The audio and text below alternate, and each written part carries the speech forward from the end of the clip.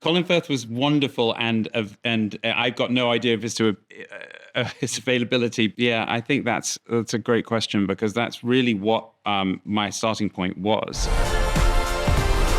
Bridget Jones, it's time to live.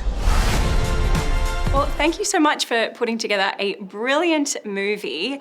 I want to know, though, is there a version of Bridget Jones and this film that ever existed with Mark Darcy alive, or was Colin Firth just not available? Colin Firth was wonderful, and I've got no idea of his availability, but Helen wrote this book in 2013, and the center pole of the book was that Mark Darcy had died. So, we adapted the book together with Helen, and so it was really always going to be about that. Unfortunately, I love Colin, so yeah, sadly. Was it scary to come onto a film that has such a great legacy behind it? Definitely. As a filmmaker, you can't stop to think about it too much. The history, the joy it's given people, that's massive, and it's such a credit to the franchise. But this has got to be a film, which has its own kind of world that you're building, particularly in this one, because she's in a new stage of her life. She has children, and she lives in a new house, and she's just in a different world than we've ever seen her. So it's less like another installment,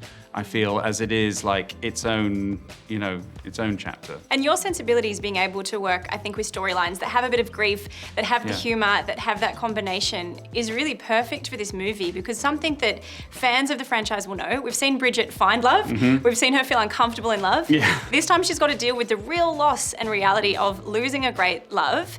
Why was that part of the journey that you wanted to express as a director, coming into a space of a lot of dynamic emotions? That's a great question, because that's really what my starting point was. I felt like, as someone that's grown up with Bridget, I could understand that love that they had. It was so well told in the first film and beyond, like Bridget Jones and Mark Darcy, right? That's just like a couple. And so the sad part about life, because life, treats us really well, and then it treats us unkindly sometimes. We're not in charge of that. The sad part of life sometimes is that the thing you can't possibly lose, i.e.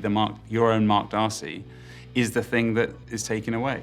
And so that is the perfect beginning to me to tell something about all of us, which is how we react to that, how we recover from that, how we, when you've lost the thing you can't lose, then what? And being in the romantic comedy genre, it's like we get to see a happily ever after that doesn't go quite happily ever after, and then what do you do when the dream doesn't look like what you think the dream was going to look like? Exactly. No, that's exactly it. When, and I think at the beginning of the film, and I find this so relatable, like her inner voice might be saying, I had it, I had my love, I had my one, I had my Mark Darcy. Right? And so I don't need anything else. I had my go with it, didn't work out. And her friends and her family and, the promise she made to her dad, and all of it is a way of saying, no, you've got to go, you've got to live. And this is really a movie about learning to live again. Yeah, and I don't want to make it sound like it's all grief and sadness and dealing with the loss, because there is certainly some really fun, upbeat moments here. Leo Woodall, as a love interest, of course, brings a lot of the giggles and charm. Was there a balance you were trying to strike between Bridget choosing the sensible option or maybe going with like the fun one? Well, I think she has her cake and eat it. She has her beef cake and eat it, I suppose. So, because actually it's not a love triangle in the way that it used to be in the Bridget movies.